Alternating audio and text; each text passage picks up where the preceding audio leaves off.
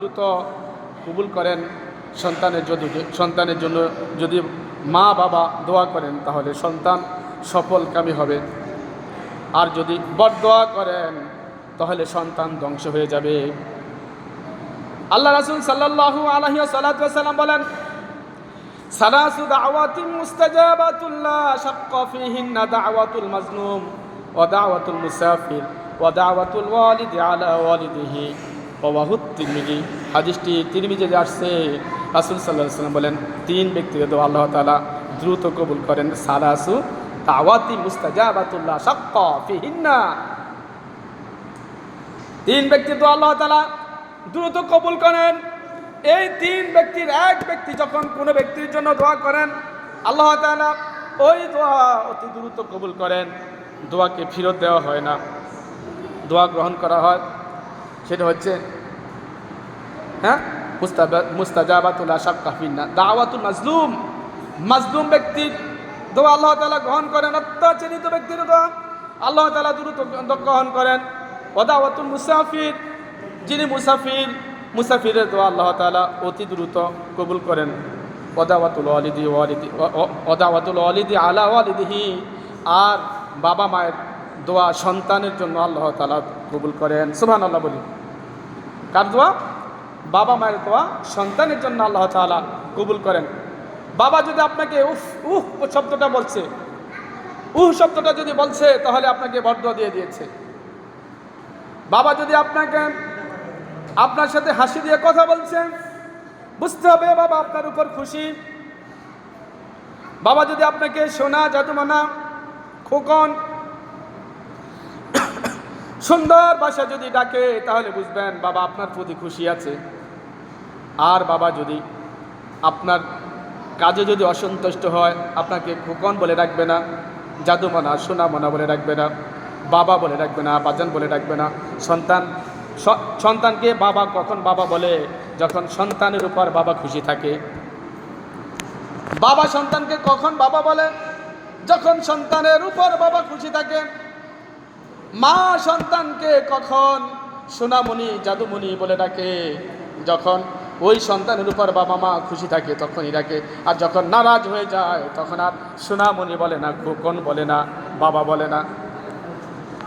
বুঝতে হবে, এই বাবা মায়ের অন্তরের মধ্যে যদি আপনার কারণে যদি দুঃখ যায়, কষ্ট যায়, তাহলে বাবা আপনাকে বরদোয়া করবে। যাদের বাবা মরে গেছে, জীবিত অবস্থায় সেবা করতে পারি নাই, মা মরে গেছে, জীবিত অবস্থায় সেবা করতে পারি না, রাসূল সাল্লাল্লাহু আলাইহি ওয়াসাল্লাম সেখান থেকে কিভাবে বাঁচবো সেই কথা বলে গিয়েছেন। মান যারা কবরা ওয়ালিদাইহি ফি কুল্লি জুমআতিন গফারাল্লাহু ওয়া কাতাবা বাররা, রাওয়াহুল বাইহাকি। হাদিসটি বাইহাকিতে আছে। তিনি বলেছেন, রাসূলুল্লাহ সাল্লাল্লাহু আলাইহি ওয়াসাল্লাম বলেছেন, তোমরা প্রত্যেক জুমার দিন বাবা মায়ের কবর জিয়ারত করো। মান যারা কবরা ওয়ালিদাইহি, মান যারা কবরা ওয়ালিদাইহি ফি কুল্লি জুমআতিন, কুল্লি মানে প্রত্যেক, জুমাতে মানে জুমার দিন। মান যারা জিয়ারত করো,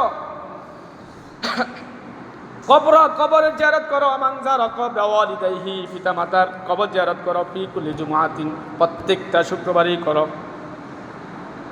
গফারাল্লাহু ওয়া কাতাবা বাররা, তাহলে আল্লাহ তাআলা তোমাকেও ক্ষমা করে দিবেন, তাদেরকেও ক্ষমা করে দিবেন। সুবহানাল্লাহ বলি। এই জন্য বাবা মার কবর জিয়ারত করবেন, বাবা মায়ের জন্য দোয়া করবেন। নামাজের মধ্যে যখন দাঁড়াবেন বলেন, নামাজের মধ্যে যখন বসবেন, তাশাহুদ বৈঠকে যখন বসবেন, বিতরের সালাত যখন পড়বেন, বিতরের সালাতে যখন মুনাজাত দিবেন তখন বলবেন, রব্বিক ফিরলি ওয়ালি ওয়ালিদাইয়া ওয়ালিল মুমিনিনা ইয়াউমা ইয়াকুমুল হিসাব। রব্বিক ফিরলি, আল্লাহ ক্ষমা করে দাও আমাকে, আল্লাহ আমাকে মাফ করে দাও। ওয়ালি ওয়ালিদাইয়া, আর আমার পিতা মাতাকে ক্ষমা করে দাও। ওয়ালিল মুমিনিনা, মুমিনদেরকে ক্ষমা করে দাও। ইয়াউমা ইয়াকুমুল হিসাব, আর তাদের হিসাবগুলোকে সহজ করে দাও। সুবহানাল্লাহ বলি। কিয়ামতের দিন আমার বাবা মার হিসাব সহজ করো, আমার হিসাব সহজ করো, আর সকল মুমিনদের হিসাব সহজ করো। এটা কখন বলবেন? যখন বিতরের নামাজ পড়বেন, মুনাজাতে বলবেন, তাশাহুদ বৈঠকে যখন বলবেন তখন বলবেন। বলবেন রব্বির হামহুমা কামা রব্বায়ানি সগীরা, হে আমার প্রতিপালক, হে আমার রব, আমার বাবা মাকে অনুগ্রহ করো, দয়া করো, এহসান করো, এমনি দয়া করো, এমনভাবে দয়া করো, অনুগ্রহ করো যেমনি ভাবে ওই শৈশবে আমার বাবা মা আমাদেরকে দয়া করেছিল, আমার বাবা মা আমাকে অনুগ্রহ করেছিল, ওইভাবে আমার পিতা মাতাকে অনুগ্রহ করো, দয়া করো। সুবহানাল্লাহ বলি। এভাবে দোয়া করবেন, পিতা মাতার জন্য দোয়া করবেন, বেঁচে থাকলে তো সেবা করবেন, দোয়া করবেন, সেবা করবেন, মরে গেলে দোয়া করবেন, শুধু দোয়া করবেন। কেন দোয়া করবেন? কেন দোয়া করবেন? ফায়দা আছে। কার ফায়দা আছে? ওই মৃত পিতা মাতার ফায়দা আছে। আপনি যদি বাবা মার জন্য এই দোয়াগুলি যদি করেন, বাবা মার জন্য, বাবা মায়ের মাগফিরাত কামনা যদি করেন, বাবা মায়ের পক্ষে যদি কি করেন, আপনি খরচ করেন, সদকা দেন বাবা মায়ের পক্ষ থেকে, তাহলে এই দোয়াগুলি কিয়ামতের দিন বাবা মা দেখবে, বাবা মায়ের জন্য হাসান হবে।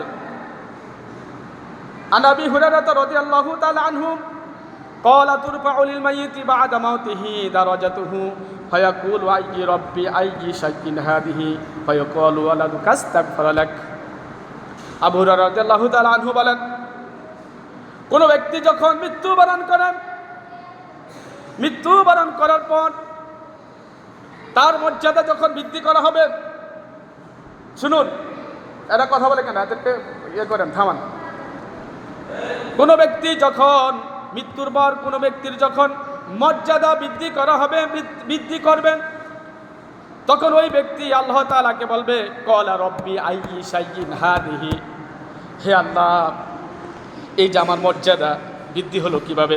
আমি তো এমন কোনো মর্যাদার কাজ করি না, এমন কোনো সম্মানের কাজ করি না, কিভাবে আমার মর্যাদাটা বৃদ্ধি হলো? তখন আল্লাহ তাআলা বলবেন, ও বান্দা, তুমি মরে গেছো, ভালো করে নেক আমল করতে পারলা না, বেশি ভালো আমল করতে পারলা না, কিন্তু তুমি যেই নেক সন্তান রেখে দিয়েছ, ওই সন্তানটা চুরি করে না, ওই সন্তানটা গাঁজা খায় না, হ্যাঁ, ওই সন্তানটা বেহাইয়াপনা ছিল না, 5 ওয়াক্ত নামাজ পড়তো, দিনের খেদমত করত, ওই সন্তানটা তোমার জন্য সবসময় দোয়া করত। ওই দোয়াগুলি এই আজ এখানে এসে জমা হয়েছে বান্দা, এই জন্যই আজকে তোমার সম্মানটা বৃদ্ধি করা হয়েছে। সুবহানাল্লাহ বলি। তাহলে সন্তান যদি মৃত বাবা মায়ের জন্য দোয়া করে, তাহলে এই দোয়া আল্লাহ তাআলা কবুল করেন। পিতামাতার জন্য কি হয়? ইহসান হয়। কিন্তু সন্তান তো নামাজই পড়লো না, দোয়া করবে কেমনি? আর সন্তান তো দোয়াও জানে না, দোয়াটা কিভাবে করবে সেটাও জানে না, ইসলামিক শিক্ষা দেন না, এই জন্য দোয়া শিখে না, দোয়া কিভাবে করবে সেটাও জানে না, নামাজ কিভাবে পড়বো নামাজ শিখে না।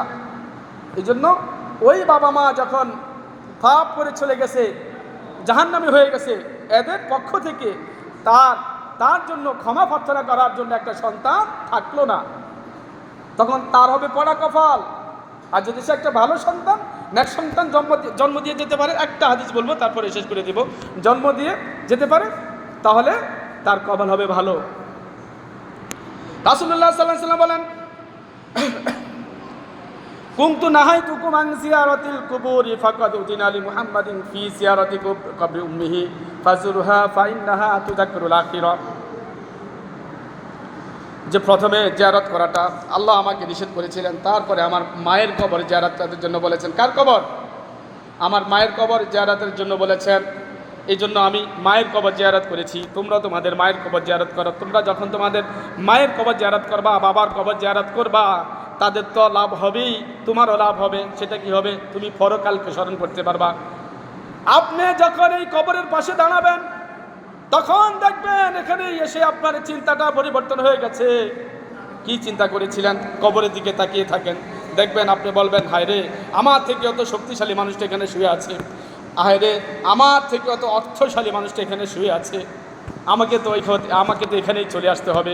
এই পরকালকে স্মরণ হবে। এই জন্য কবর জিয়ারত করবেন। পিতামাতার তো অবশ্যই করবেন, লোকেদেরও কবর জিয়ারত করবেন, যেখানেই কবর পাবেন সেখানেই কবর জিয়ারত করবেন। মহান আল্লাহ তাআলা আমাদেরকে পিতামাতার জন্য দোয়া করার তৌফিক যেন দান করেন। আল্লাহ আমাদের যাদের পিতামাতা বেঁচে আছে তাদের সেবা করার তৌফিক যেন আল্লাহ তাআলা আমাদেরকে দান করেন।